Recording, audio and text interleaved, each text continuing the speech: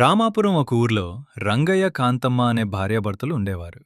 రంగయ్య ప్రతిరోజు అడవికి వెళ్లి కట్టెలు కొట్టి వాటిని అమ్మి జీవించేవాడు. ఒకరోజు రంగయ్య అడవిలో ఒక చెట్టు నరకబోతుంటే వనదేవత ప్రత్యక్షమై, రంగయ్య, ఈ చెట్టు నరకవద్దు, దానికి బదులుగా ఈ బంగారు బాతుని తీసుకో అని ఒక బాతునిచ్చింది. రంగయ్య సంతోషంగా ఆ బాతుని ఇంటికి తీసుకెళ్లి కాంతమ్మకు చూపించాడు. ఆ బాతు రోజుకొక బంగారు గుడ్డు పెట్టేది. ఆ గుడ్లు అమ్ముకుంటూ వాళ్ళు హాయిగా ఉండేవాడు.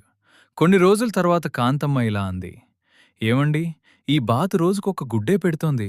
ఇలాగైతే మనం ధనవంతులం అవటానికి చాలా కాలం పడుతుంది. ఇది మనకు సరిపోదు. మీరు మళ్ళీ వెళ్ళి ఆ దేవతని ఇంకేదైనా అడగండి. రంగయ్య మళ్ళీ అడవికి వెళ్ళి దేవతను వేడుకున్నాడు. అప్పుడు వనదేవత ఒక ఆవునిచ్చింది. ఆ ఆవు పాలమ్ముకుంటూ వాళ్ళకింకా ఎక్కువ డబ్బు రావడం మొదలైంది. కాని కాంతమ్మకు ఆశ తగ్గలేదు. మనకింకా సంపద కావాలి, మళ్ళీ వెళ్ళి దేవతను అడగండి అని రంగయ్యను పంపింది. రంగయ్య వెళ్ళి మళ్లీ దేవతను పిలిచాడు. ఈసారి వనదేవతకు చాలా కోపం వచ్చింది. నీకు ఎంత ఇచ్చినా తృప్తి లేదు అని కోపగించుకుని అక్కడి నుండి మాయమైపోయింది.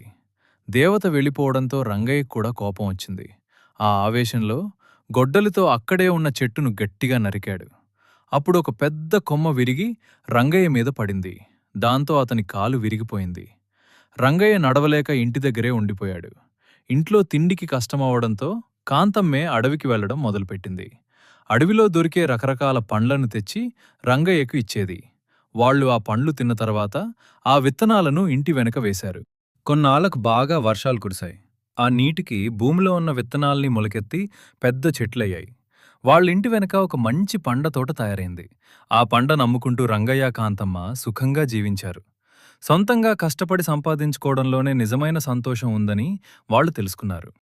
మరిన్ని కథల కోసం తేజ టీవీ తెలుగు స్టోరీస్ ఛానల్ను సబ్స్క్రైబ్ చేసుకోండి. అలాగే లైక్ చేయండి, షేర్ చేయండి మరియు కామెంట్ చేయండి.